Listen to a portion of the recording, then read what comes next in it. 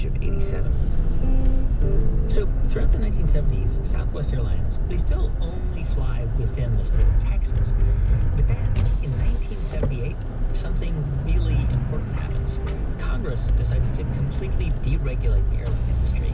And for Southwest Airlines, that means they can now start flying to new cities outside of Texas. At this point, Southwest is expanding, and your competitors are no longer just Texas Airlines. You're competing with like American and Pan Am and TWA, right? Like right. The major international carriers start to become your competitors. Yeah. So were people skeptical that Southwest would be able to compete in, the big leagues? Oh, yes.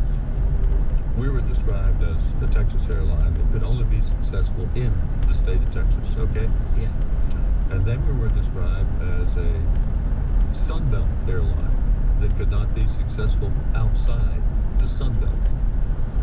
There was a press conference we went into Baltimore where one of the reporters there said, well, Mr. Miller, he said, I know you've been very successful out west, but now you're coming to the east, the most competitive part of the country as far as airline service is concerned. And I said, yeah, it's so competitive that when we start out here, we're reducing your existing fares by 60%. How competitive does that sound to you? I mean, was Southwest at that time, were you guys already sort of no frills? Well, we were no frills in the sense that we were short haul. When we started flying longer haul, like from San Antonio to Los Angeles, we had a press conference, to announce a new service. And one of the reporters there said, well, are you going to serve meals on those flights? And I said, no, we're not. We're going to charge you $400 less per trip, right? And I understand you get a pretty good sandwich at Chasen's for $400. So at what point did you give up your law practice? Actually, that was at the request of the board of directors in 1981.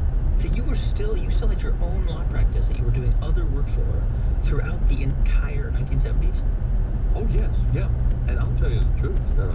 I didn't really hanker to be part of corporate life because, lawyers have a lot more freedom to do their own thing when and where they want to. But we hired a very excellent fellow named Lamar Muse, who was a real paddler, to get the company off the ground in operation. And he had substantial airline experience, and he did a wonderful job.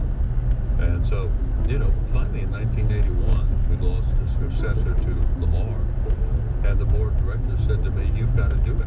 And did you want to do it? Well, I felt I had to do it. And I'll tell you why, because the start of the 1980s, you had unemployment of 10.8%. You had a double-dip recession.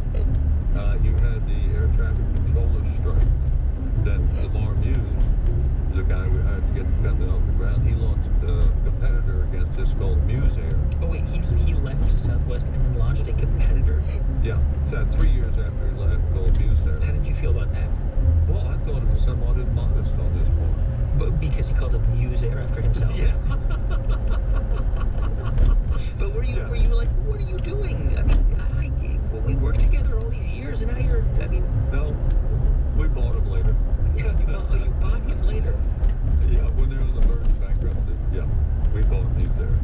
But it was there in 1981. So I figured I better do what the board asked me to do and come to Southwest Airlines full-time. Was Southwest Airlines making money at the time? Yes. We've been profitable every single year for 43 years, I guess now. And we've never furloughed an employee at Southwest Airlines, when the rest of the industry during that period up until now has probably furloughed, I don't know, 1.5 million employees around the world. Basically, we looked at history and said, this is a very dicey business to be in. The airline business? Yeah. So we may be flamboyant from the marketing standpoint, but we're going to be very conservative from the fiscal standpoint.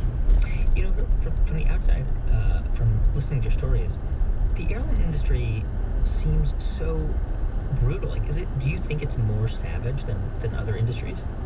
I think that it's more competitive than other industries.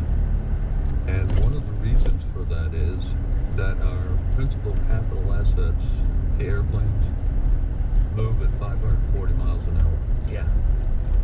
You know, if you have a shoe factory that fails in Seattle, as an example, you can't, within hours, transport that shoe factory to Chattanooga, Tennessee to compete there.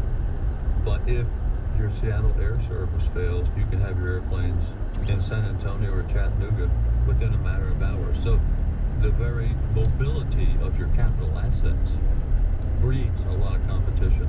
Did you like that competition? Did you like being an airline CEO and managing all that stuff? Was it fun for you? Well, I had to adapt myself. Yeah, I love being with people at Southwest Airlines. That was like a fountain of youth for me. They were so wonderful and entertaining and, you know, great to be with. That part of it. But when you're practicing law, you pretty much do your own thing. And it's a swift pace. Well, things didn't move as swiftly at first. Were you pushing for expansion, growth, and all those things during your tenure? Oh, yes. I mean, Southwest Airlines expanded enormously, you know, from a very small base. But I soon realized it was a speech that I went to hear where a guru said, if you can improve a corporation 5% in a year, that's a miracle. I said, oh, okay. I was trying to do 25%. Maybe that's why I was feeling a little frustrated.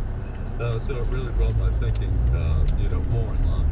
You know, I'm thinking, I mean, even if it might have seemed like it was a slow process for you, the fact that Southwest was growing and kind of prevailed in this industry is pretty remarkable and it's pretty unbelievable, given that, you know, so many of those early competitors don't even exist anymore. And some of the great iconic airlines, TWA, Pan Am, they're gone. Exactly. Many of them. There are very few left. What mistakes did they make that you seem not to have made? Well, we just did things differently, like market share. You know, a shibboleth, supposedly.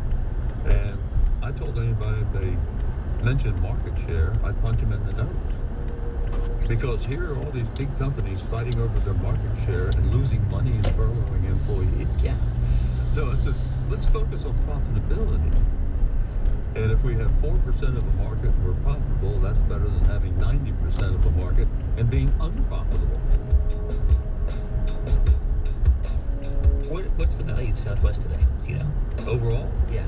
Oh, probably $20 billion, something like that. So we're talking about one of the biggest airlines in the United States, easily. And in the world, in terms of passengers carried. It's unbelievable. Yeah, it really is. It's like I've had too much wild turkey, you know, and fantasizing. By the way, when you started the company, how much did you invest personally? I invested $10,000. Which must be worth quite a bit today, I imagine. Well, it's gone up some since then. But at the company, what I thought was a requirement of good leadership, I always turned down pay increases, bonus increases, to set a good example, I thought, for all of our people. Of course, the stock that I got rose enormously in value, but that was in lieu of cash compensation. So you were mainly paid with stock options. Yeah, basically the stock, I got the biggest kick out, just to give an exemplar, when I did a stock option deal in lieu of pay raises with our pilots, so they got Southwest Airlines stock options. GoPro in lieu stop. of pay increase.